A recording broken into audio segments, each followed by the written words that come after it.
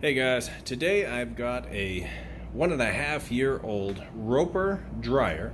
It's still in like new condition, and Roper is made by Whirlpool, so essentially it's a Whirlpool dryer. The Roper designation means likely that it came from Home Depot. You have a few other ones depending on where you get it, like Lowe's or Best Buy. They all get a little different surname, but I believe the Roper is a Home Depot or Lowe's, I'm not real sure. Anyway, about 1.5 years old.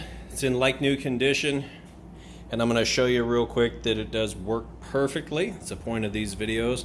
I go through on the dryers, give them a 22-point inspection, make sure everything electronically and mechanically works perfectly before it leaves my care here. So we'll show you. We'll just do time dry first, hit go. You can hear it's nice, quiet, smooth operation. And I'm going to show you with my surface temperature gun that it is in fact heating. So it's about 81 on the surface of the dryer. See the floor is about 73. So in between the two red dots is where the measurement's going to take place. So we'll go ahead and open this up.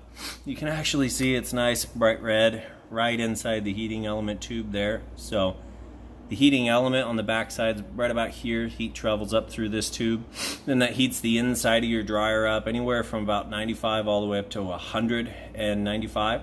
Just depends on what heat setting you choose. So there you go, you can see plenty of heat. It's heating properly.